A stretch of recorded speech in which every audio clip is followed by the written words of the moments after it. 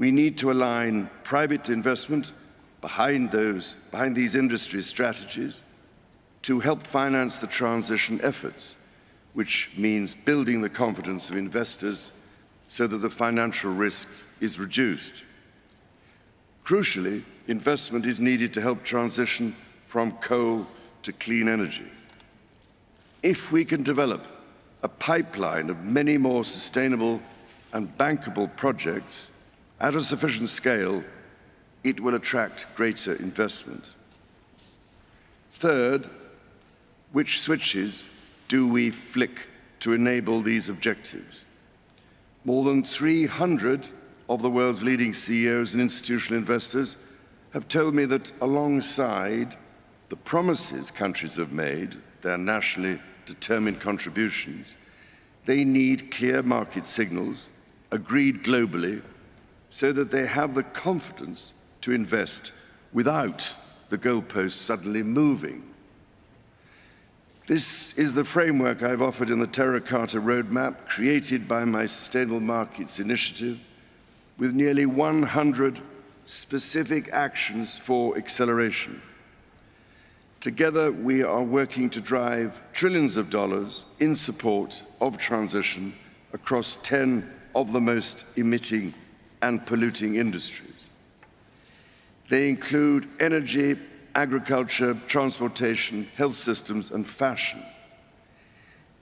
The reality of today's global supply chains means that industry transition will affect every country and every producer in the world. There is absolutely no doubt in my mind that the private sector is ready to play its part and to work with governments to find a way forward. Your Excellencies, ladies and gentlemen, many of your countries I know are already feeling the devastating impact of climate change through ever-increasing droughts, mudslides, floods, hurricanes, cyclones and wildfires, as we've just seen on that terrifying film. Any leader who has had to confront such life-threatening challenges knows that the cost of inaction is far greater than the cost of prevention. So I can only urge you, as the world's decision-makers, to find practical ways of overcoming differences so we can all get down to work together to rescue this precious planet and save the threatened future of our young people. Thank you, ladies and gentlemen.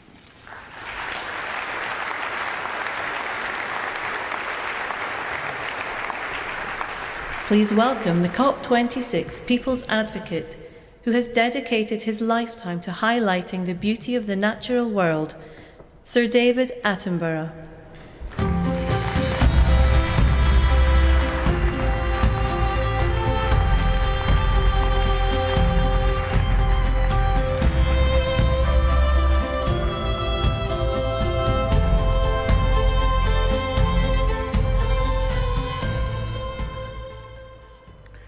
Your Excellencies, delegates, ladies and gentlemen, as you spend the next 2 weeks debating, negotiating, persuading, and compromising, as you surely must, it's easy to forget that ultimately the emergency climate comes down to a single number: the concentration of carbon in our atmosphere. The measure that greatly determines global temperature. And the changes in that one number is the clearest way to chart our own story, for it defines our relationship with our world. For much of humanity's ancient history, that number bounced wildly between 180 and 300. And so too did global temperatures. It was a brutal and unpredictable world. At times, our ancestors existed only in tiny numbers. But just over 10,000 years ago, that number suddenly stabilized. And with it, Earth's climate. We found ourselves in an unusually benign period with predictable seasons and reliable weather. For the first time, civilization was possible, and we wasted no time in taking advantage of that. Everything we've achieved in the last 10,000 years was enabled by the stability during this time. The global temperature has not wavered over this period by more than plus or minus 1 degree Celsius. Until now. Our burning of fossil fuels, our destruction of nature, our approach to industry, construction and learning are releasing carbon into the atmosphere at an unprecedented pace and scale. We are already in trouble. The stability we all depend on is breaking. This story is one of inequality as well as instability. Today, those who've done the least to cause this problem are being the hardest hit. Ultimately, all of us will feel the impact, some of which are now unavoidable.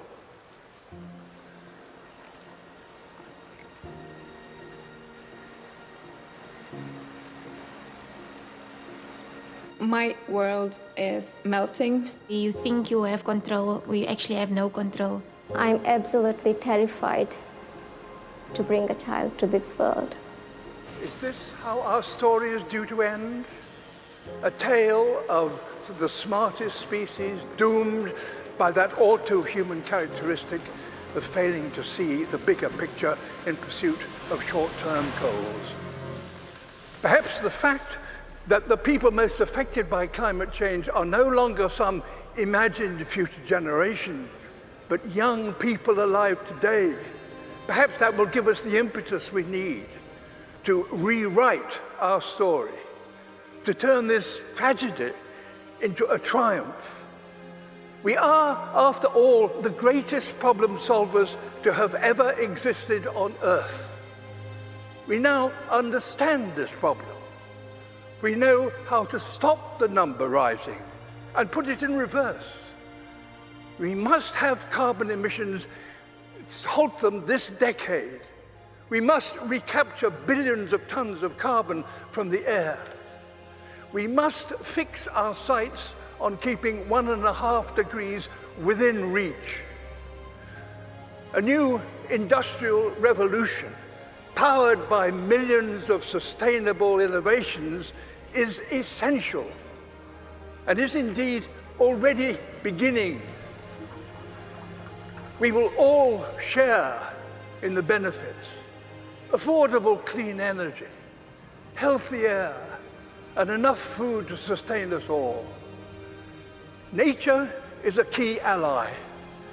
Wherever we restore the wild, it will recapture carbon and help us bring back balance to our planet. And as we work to build a better world, we must acknowledge no nation has completed its development because no advanced nation is yet sustainable. All have a journey still to compete, so that all nations have a good standard of living and a modest footprint. We're going to have to learn together how to achieve this, ensuring none are left behind. We must use this opportunity to create a more equal world, and our motivation should not be fear, but hope.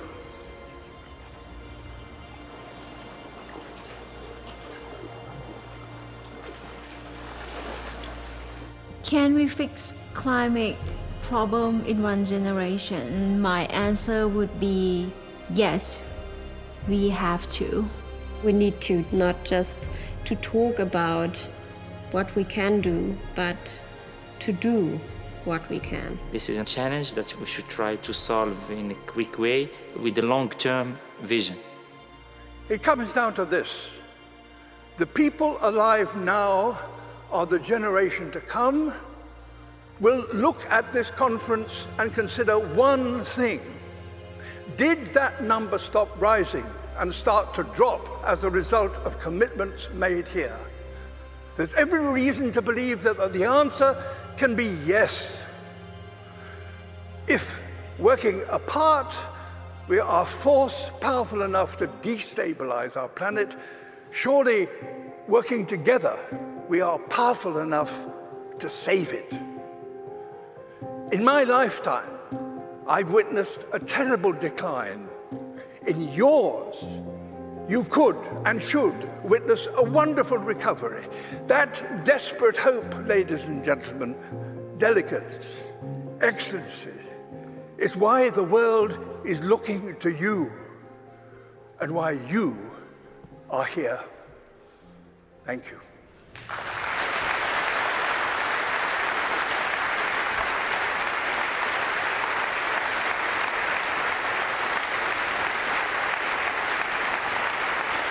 Please welcome the Prime Minister of Barbados, Mia Mottley.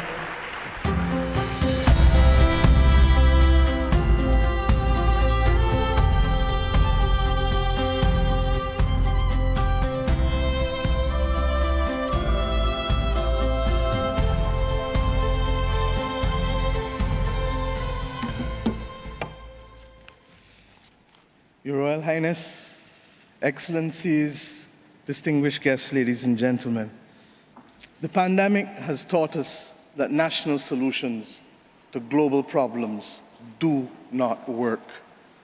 We come to Glasgow with global ambition to save our people and to save our planet, but we now find three gaps. On mitigation, climate pledges or NDCs. Without more, we will leave the world on a pathway to 2.7 degrees, and with more, we are still likely to get to 2 degrees. These commitments, made by some, are based on technologies yet to be developed, and this is at best reckless and at worst dangerous. On finance, we are $20 billion short of the $100 billion, and this commitment, even then, might only be met in 2023.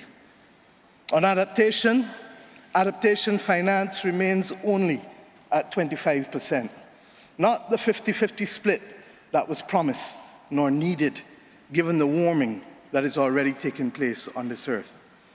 Climate finance to frontline small island developing states declined by 25% in 2019. Failure to provide the critical finance and that of loss and damage is measured, my friends, in lives and livelihoods in our communities. This is immoral and it is unjust. If Glasgow is to deliver on the promises of Paris, it must close these three gaps. So I ask to you, what must we say to our people living on the front line in the Caribbean, in Africa, in Latin America, in the Pacific, when both ambition and regrettably some of the needed faces at Glasgow are not present? What excuse should we give for the failure? In the words of that Caribbean icon, Eddie Grant, will they mourn us on the front line?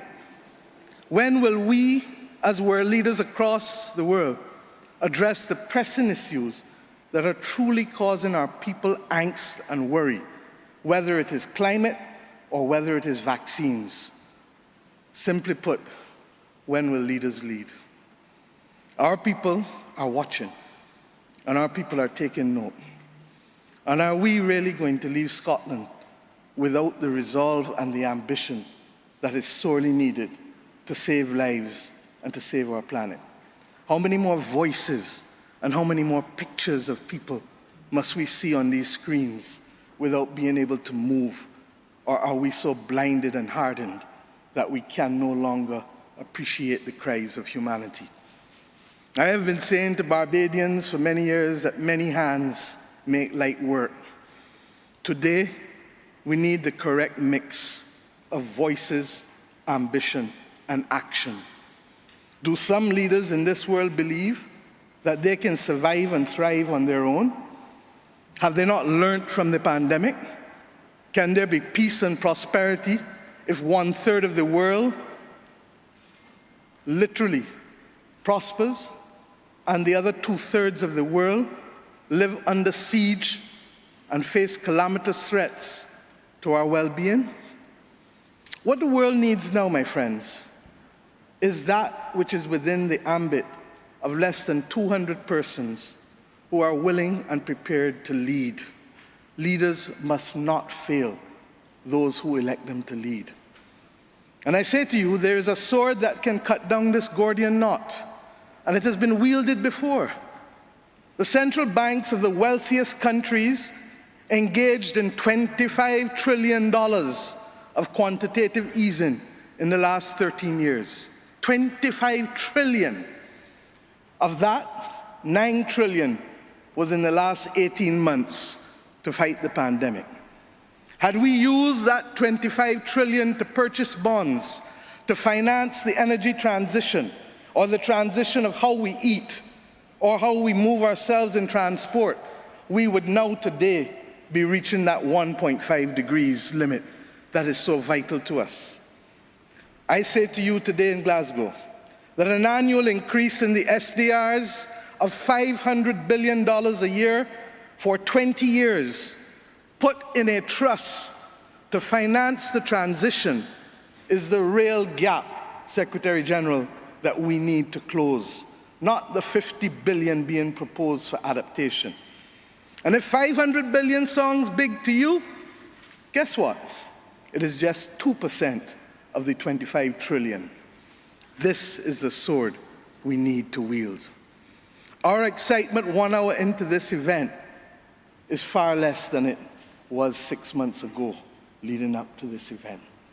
Can we, with those voices and these speeches from Sir David and others, find it within ourselves to get the resolve to bring Glasgow back on track? Or do we leave today believing that it was a failure before it starts? Our world, my friends, stands at a fork in the road. One no less significant than when the United Nations was formed in 1945. But then, the majority of our countries here did not exist. We exist now. The difference is we want to exist 100 years from now. And if our existence is to mean anything, then we must act in the interests of all of our people who are dependent on us. And if we don't, we will allow the path of greed and selfishness to sow the seeds of our common destruction.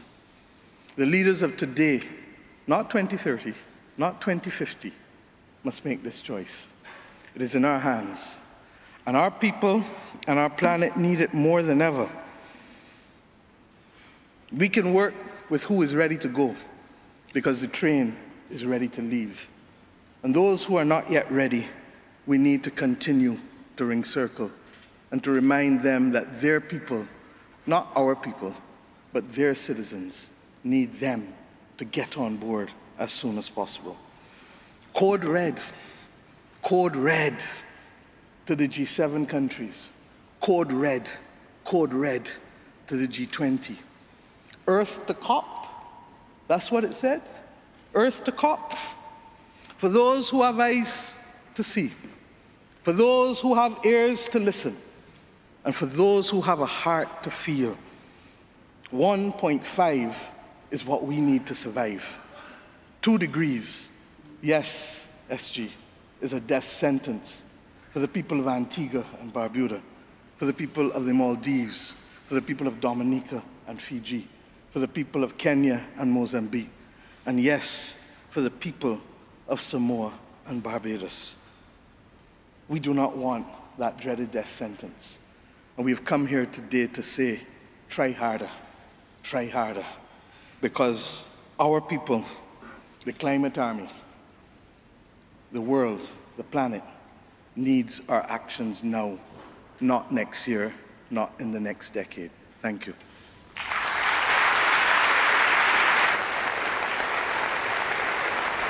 Bringing their message from their countries to COP, we will now hear from climate campaigners in Chile and Egypt.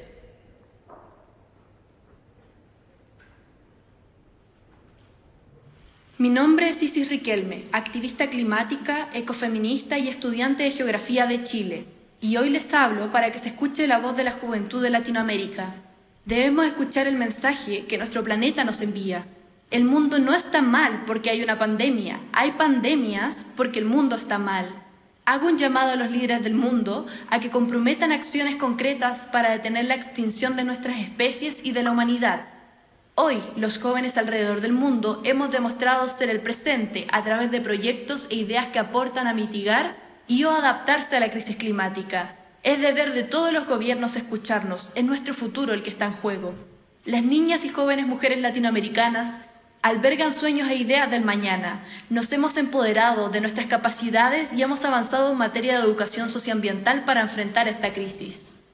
Los proyectos que los jóvenes impulsamos para abordar el cambio son un claro ejemplo de soluciones viables y concretas para entregar las herramientas necesarias para la adaptación y empoderar a nuestras comunidades a ser agentes de cambio a lo largo de los territorios. Hemos organizado los continentes para proteger nuestros océanos por la biodiversidad invaluable que albergan. Hemos instado a la sociedad civil de 80 países a realizar acciones concretas para mitigar la crisis climática y levantar exigencias y propuestas que ustedes puedan ejecutar en sus países. Nosotros, sus niños, sus hijos, hemos decidido colaborar globalmente para cuidar nuestro hogar. Pero son ustedes quienes deciden cómo reedificarlo. Les insto a que escuchen y actúen. Debemos seguir construyendo sobre la ambición climática de la presidencia chilena en la COP25, trabajar localmente para impactar globalmente y tomar en cuenta el conocimiento de la sociedad civil. Este es mi mensaje desde el planeta a la COP. Ayúdennos por favor a garantizar un futuro mejor. En sus manos están nuestras vidas y las de los que vienen. Lo que decidan en esta conferencia cambiará el rumbo de la humanidad. Es tiempo de actuar. تحياتي، أنا عبد الفتاح ندى، ناشط في قضية التغير المناخي ورائد أعمال اجتماعي في مجال التمكين الاقتصادي. أحدثكم من مصر لأنقل لكم رسالة باسم شباب الأرض التي باتت مهددة بخطر التغير المناخي يوما بعد يوم، بل دقيقة تلو الأخرى. النشطاء الشباب من كل أنحاء العالم يتكاتفون سويا من أجل رفع الوعي العالمي تجاه مشكلات التغير المناخي. فلابد أن يدرك الجميع أن تلك المشكلات ليست رفاهية، إنما تشكل مصيرنا الذي يتحدد من خلال كل قرار فردي نقوم به يوميا، سواء يضر بهذه البيئة أو يساهم في منحها فرصة أخرى في البقاء. حان الوقت الآن أن يبني قادة العالم أجمع على جهودنا كنشطاء، وأن يضعوا السياسات العامة التي تتصدى لأزمة المناخ في مقدمة أولوياتهم. لقد قضيت ال6 سنوات الماضية في العمل مع المجتمعات المحلية الأقل حظاً في التنمية داخل مصر، من خلال تدريب الشباب والقادة المجتمعيين على ريادة الأعمال الاجتماعية والتمكين الاقتصادي باستخدام نماذج المشاريع الصديقة للبيئة. وقد وجدت أن هناك الكثير من الفرص لتحقيق التمكين الاقتصادي في تلك المناطق من خلال تلك المشاريع الخضراء. فعلى الرغم من النظرة إلى هذه المناطق أنها لا تعتبر مشكلات المناخ من ضمن أولوياتها، إلا أن الشباب هناك لديهم الكثير من الحلول المبتكرة لبدء مشاريعهم الاجتماعية الصديقة للبيئة، والتي تمكنهم من تحقيق دخل مادي بالإضافة للتصدي لأزمة التغير المناخي. هذه رسالتي من كوكب الأرض لقمة المناخ. أدعو قادة العالم لوضع مفاهيم الاقتصاد الأخضر والاقتصاد الدوار على رأس قائمة السياسات الاقتصادية العالمية في السنوات المقبلة. أؤمن بأن ذلك قد يساهم في تحويل تلك المحنة لمنحة حقيقية. أخيراً، يأمل شباب مصر في ضيافة قمة المناخ التالية، ونرحب بكم في العام القادم لرؤية نموذج مشرف من جهود شباب مصر لحماية كوكبنا وضمان مستقبل أفضل لكل من يعيش عليه. فقط تخيلوا ما يمكننا تحقيقه معا إذا وضعنا هذا الهدف كمهمتنا الجماعية. شكرا جزيلا. 15% of the world's population have a disability. Here is a message on their behalf. My name is Eddie Ndopu. Today, I'm speaking to you on behalf of the world's largest minority, the 15% of people in the world who have a disability. But make no mistake, there is nothing minor about who we are. We are larger than life, but because of systemic exclusion and inequality, our power and brilliance is often ignored or diminished. As an ambassador for the We the 15 campaign, I am here to tell you that we refuse to be rendered invisible in the climate action conversation. The impact of climate change is disproportionate for disabled people around the world. The change that climate change is creating is no longer a debate about the future or what might happen, because it is happening. We are some of the planet's most vulnerable citizens and some of the most resilient. But Earth is equally vulnerable, and its resilience is not without limits. We are dangerously close to reaching those limits. In my home in South Africa, I see the impact of climate change on our communities, on our economy, on our ability to grow food, and even to survive. I see a generation growing up with fear in their hearts at what the future holds. On behalf of everyone, disabled and non-disabled all around the world, I call on you to commit to concrete actions to stop the destruction of this magnificent planet. This conference is one of the most important meetings in history. You have the chance to make decisions and reach agreements which will affect the lives of generations to come. You are in a position of extraordinary power. You can change forever the trajectory we are on. You can make a world that is once again full of hope, not fear. This is my message from Earth to COP. On behalf of We the 15, I ask you, please help us to guarantee a safer future for every life, regardless of their ability.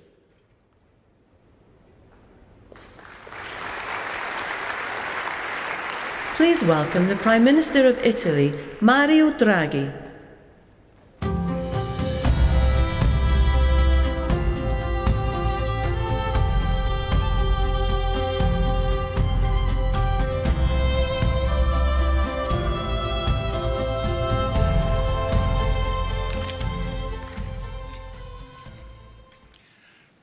Prime Minister Johnson, Excellencies, colleagues, ladies and gentlemen, the speeches we've just heard resonate deeply with me.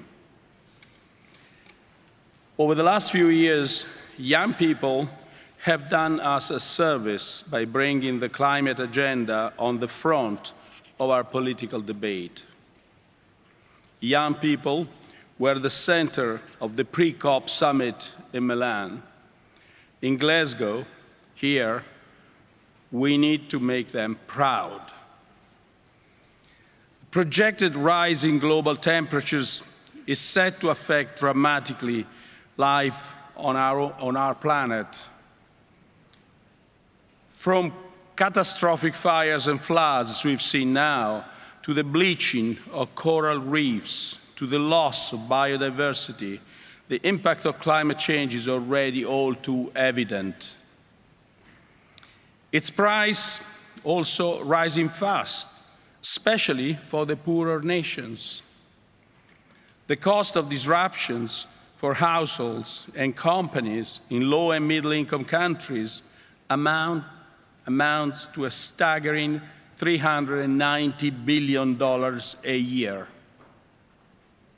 Climate change also has serious repercussions on global peace and security. It can deplete natural resources and worsen social tensions, lead to new migration flows, and contribute to terrorism and organized crime. Climate change can tear us apart. Thanks to the constant dialogue and cooperation, we made good progress on addressing climate change. The G20 accounts for around 75% of global greenhouse gas emissions and around 80% of global GDP. At last weekend's summit in Rome, its member states agreed that we must limit the rise in global temperature to 1.5 degrees. It was the first time, and committed to achieve net zero emissions by or around mid-century. We decided to step up our actions starting from this decade enhance our nationally determined contributions, and stop the international public funding of unabated new coal by the end of this year. Here, at the COP26, we must now go further than we did at G20. We need to speed up our commitment to keep the rise in temperatures below 1.5 degrees. We need to build on the G20 agreement and act faster and more decisively. We must strengthen our efforts in the realm of climate finance. We must bring together the public and the private sector in new ways. We had a roadmap just made by Prince Charles. Prime Minister Johnson highlighted the amount of private money available. It's tens of trillions. But now we've got to use them. Now we have to find an intelligent way to spend them and spend them quickly. We need, first and foremost, that all multilateral development banks, and especially the World Bank, co-share with the private sector risks that the private sector alone cannot bear. We need country-based platforms where the World Bank and other banks, multilateral development banks, can actually co-share and make all this money usable to a good effort. This is the first, in a sense, great news that Prime Minister Johnson gave us today, that money is not a concern if we want to use it well.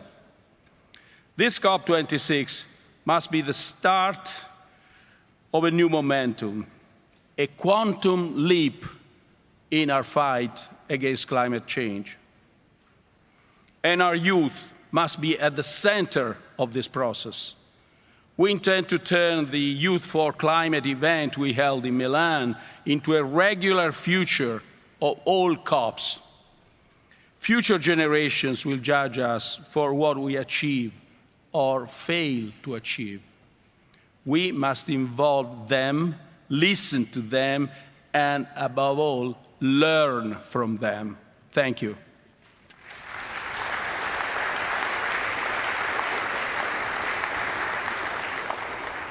Please welcome back Yrsa Daly-Ward.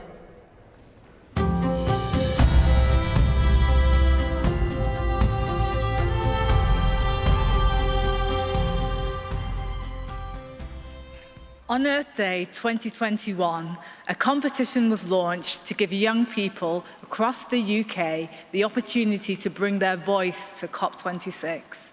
Together with Blue Peter, the longest-running children's programme in the world, COP26 asked them to use their creativity to send a message to you, the decision-makers of our planet. Thousands of children took part, and the film you're about to see brings to life the winning story written by Delphine, who has joined us here at the ceremony today. Delphine's story reminds us of what is so special about our world and why we should do everything in our power to protect our planet.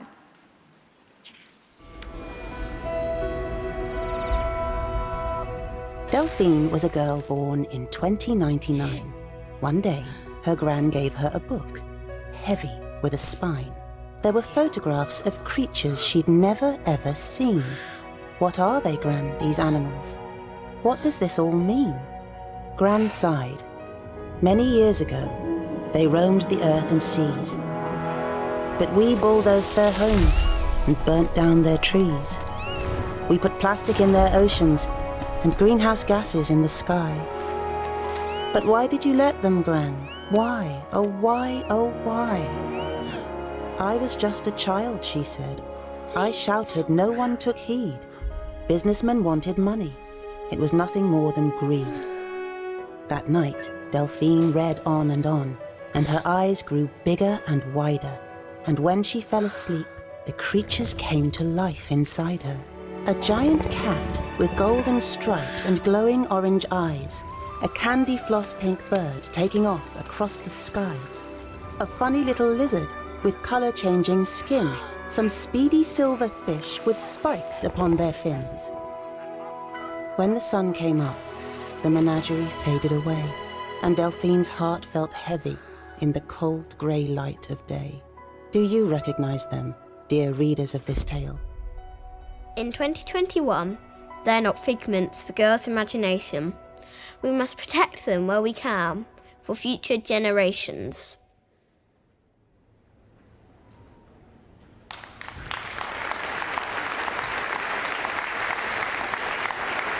To close the ceremony, please welcome climate and environmental activist Elizabeth Watuti.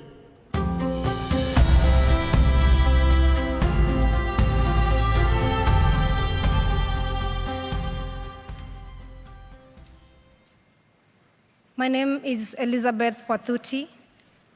I am a youth climate activist from Kenya. I have done a lot of soul-searching about what to say here today.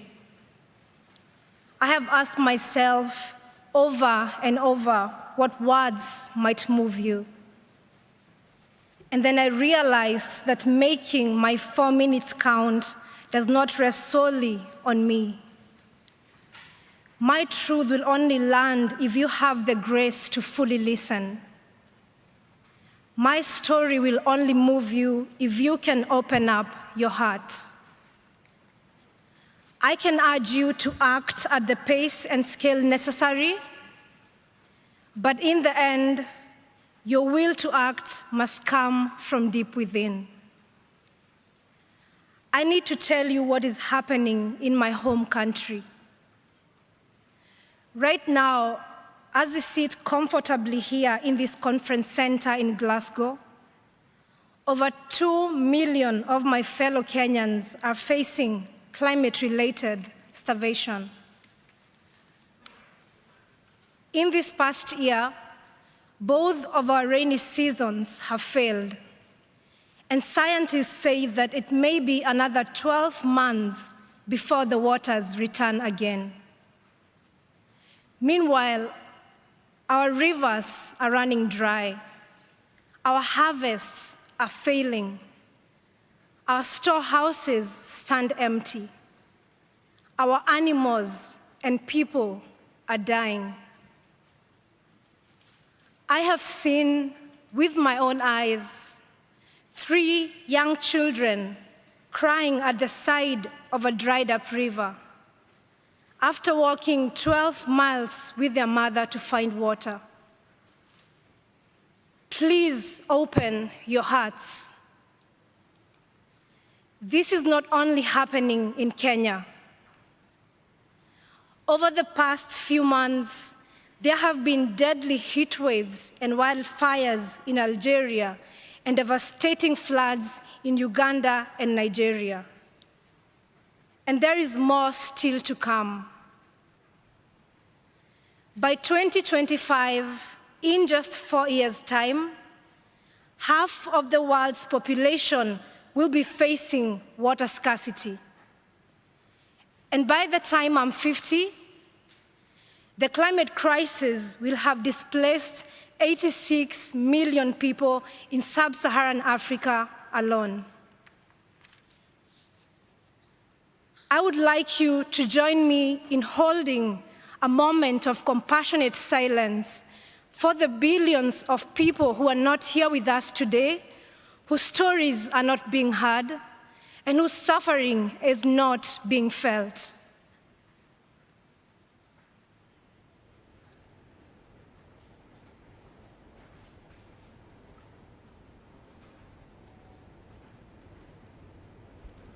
Please open your hearts. If you allow yourself to feel it, the heartbreak and the injustice is hard to bear. Sub-Saharan Africans are responsible for just 0.5% of historical emissions. The children are responsible for none. but they are bearing the brunt. We are the adults on this earth right now, and it is our responsibility to ensure that the children have food and water. I have been doing what I can. Inspired by the great Professor Wangari Maathai, I founded the Green Generation Initiative, a tree-growing initiative that enhances food security for young Kenyans. So far, we have grown 30,000 fruit trees to maturity, providing desperately needed nutrition for thousands of children. Every day, we see that when we look after the trees, they look after us. But these trees and the life-saving fruit they bear will not survive on a 2.7 degrees Celsius warmer planet. The decisions you make here will help determine whether the rains will return to our land. The decisions you make here will help determine whether the fruit trees we plant will live or perish. The decisions you make here will help determine whether children will have food and water. I believe in our human capacity to care deeply and to act collectively. I believe in our ability to do what is right if we let ourselves feel it in our hearts. So for these next 2 weeks, let us feel it in our hearts. The children cannot live on words and empty promises. They are waiting for you to act. Please open your hearts and then act. Thank you.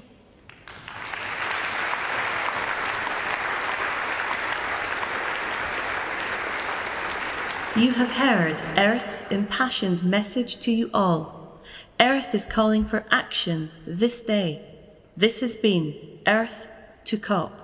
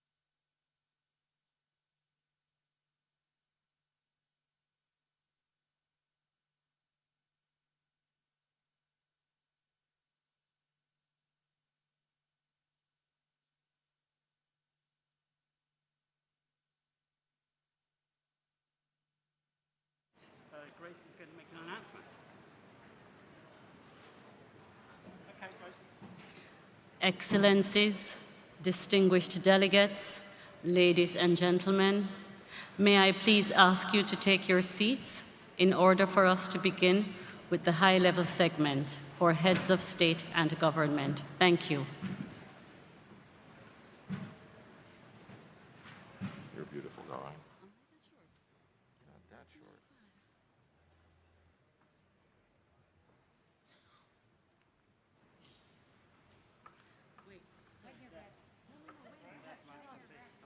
You what? No, that's not. No, they made another. No. No, look, Jim. Listen, they made another mark.